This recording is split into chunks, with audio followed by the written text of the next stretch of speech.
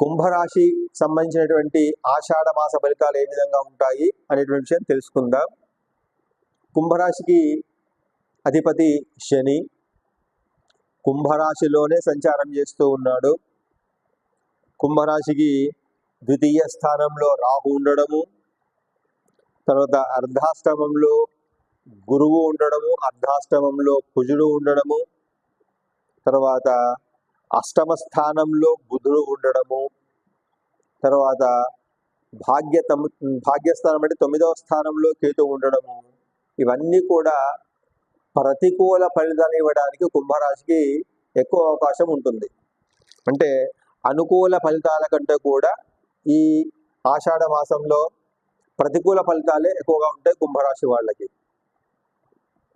ప్రాథమికంగా చూస్తే ఏలినాడు శని జన్మంలో ఉన్నాడు. శని అంటే కుంభరాశిలోనే ఉన్నాడు.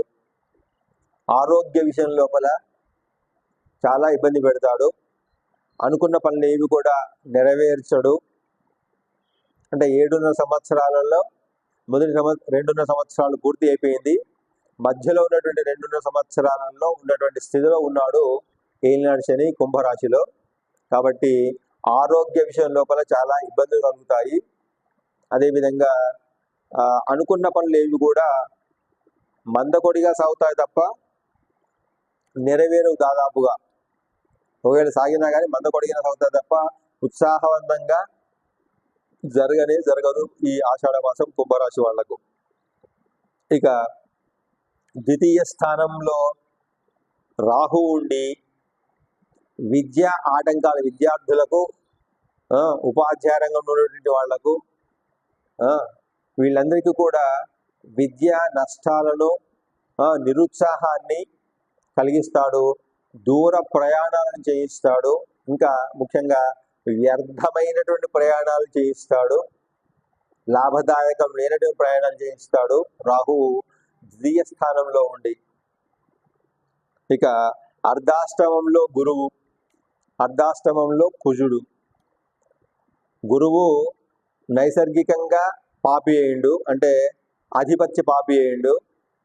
కుజుడు కూడా ఆధిపత్య పాపి ప్లస్ నైసర్గికంగా పాపి అయిండు. 3వ స్థానానికి 11వ స్థానానికి అధిపతి అయ్యి. సో అర్ధాష్టమంలో గురువు కూడా, అర్ధాష్టమంలో కుజుడు కూడా కుటుంబ కలహాలకు ఎక్కువ అవకాశం ఇస్తాడు. ముఖ్యంగా సంతాన విషయం లోపల సోదరుల మధ్య అభిప్రాయ భేదాలు పెరగడానికి అవకాశం ఉంటుంది ఈ ఆషాఢ మాసం అంతా కూడా.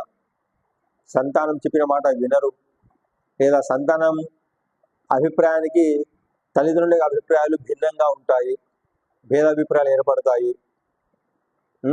తర్వాత అనుకున్నటువంటి విద్య లేదా కొనసాగింపు సీట్లు లభించేటువంటి అవకాశం ఈ ఆషాఢ మాసంలో కుంభరాశి వాళ్లకు దొరకదు.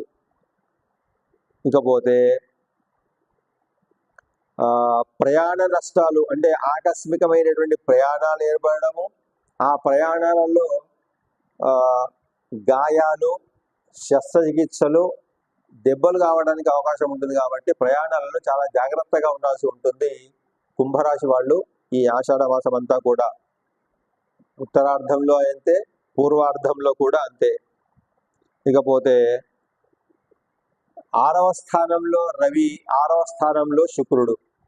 వీళ్ళు కొంత శుభులు. అంటే నైసర్గికంగా శనికి రవి పాపి అయినా, శత్రువు అయినా కానీ 6వ స్థానంలో ఉండడం వల్ల అన్నదమ్ముల మధ్య లేదా పాలివాళ్ల మధ్య అభిప్రాయ భేదాలు కొంచెం తగ్గి, లేదా శత్రుత్వం తగ్గి, శత్రువుల మీద పాలివాళ్ల మీద విజయం లభించేటువంటి, అధికారం లభించేటువంటి అవకాశం ఉంటుంది కుంభరాశి వాళ్లకు ఈ ఆషాఢ మాసంలో.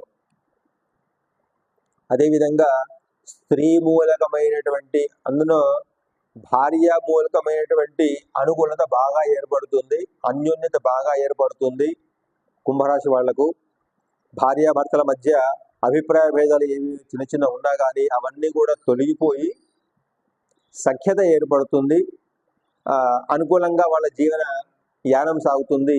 ఎటువంటి ఇబ్బందులు లేకుండా, ఎటువంటి ఒడిదుడుకులు లేకుండా ఈ ఆషాఢ మాసం అంతా కూడా శుక్రుని వల్ల, ఎందుకంటే శుక్రుడు శని ఇద్దరు కూడా నైసర్గికంగా మిత్రులు, ప్లస్ 6వ స్థానంలో ఉన్నటువంటి శుక్రుడు పూర్ణ శుభుడైండు కుంభరాశి వాళ్లకు.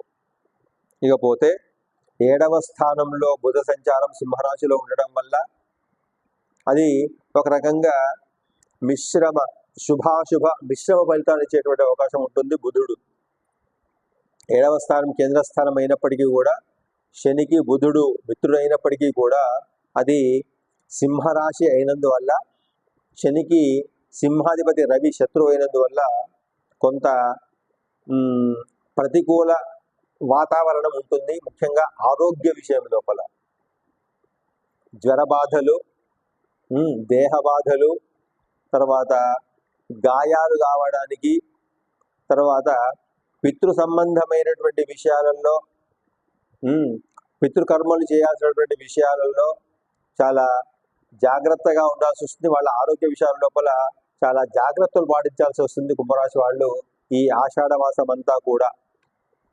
ఇకపోతే కుంభరాశి వాళ్ళకి 8వ స్థానంలో కేతు సంచారం చాలా చాలా ఇబ్బంది కలిగించేటువంటి సంచారం. కేతు ఆకస్మిక ధన నష్టాలని, ఆకస్మిక ధన వ్యయాల్ని, ఆకస్మికంగా ప్రయాణాలని, తర్వాత అపమృత్యు భయాన్ని కలిగిస్తాడు కుంభరాశి వాళ్లకు కేతువు 8వ స్థానంలో ఉండి. కాబట్టి వీళ్ళు మృత్యుంజయ హోమాన్ని లేదా మృత్యుంజయ మహామంత్రాన్ని అనుసంధానం చేస్తూ మహామృత్యుంజయ హోమాన్ని, ఆయుష్య హోమాన్ని చేయించుకుంటే బాగుంటుంది ఈ ఆషాఢ మాసంలో. ముఖ్యంగా ఈ ఆషాఢ మాసంలో చిత్తా నక్షత్రం రోజు సుదర్శన స్వామి ఆవిర్భావ దినోత్సవం, శ్రీ సుదర్శన స్వామి జయంతి అంట. ఆ చిత్తా నక్షత్రం రోజు ఈ కుంభరాశి వాళ్ళు సుదర్శన హోమాన్ని చేయించుకున్నట్టయితే, ప్లస్ గాయత్రి రామాయణాన్ని పారాయణంతో సొంతంగా చేసుకున్నట్టయితే, ఈ అష్టమ కేతు యొక్క దుష్ప్రభావాల నుంచి కొంచెం తప్పించుకునేటువంటి అవకాశం ఉంటుంది. కాబట్టి సేఫ్ జోన్లో ఉండడానికి అవకాశం ఉంటుంది. కాబట్టి ఖచ్చితంగా సుదర్శన శతక పారాయణం కానీ, సుదర్శన హోమం కానీ, లేదా గాయత్రి రామాయణ పారాయణం కానీ కుంభరాశి వాళ్ళు చేసుకోవాలని సూచన చేయడం జరుగుతుంది.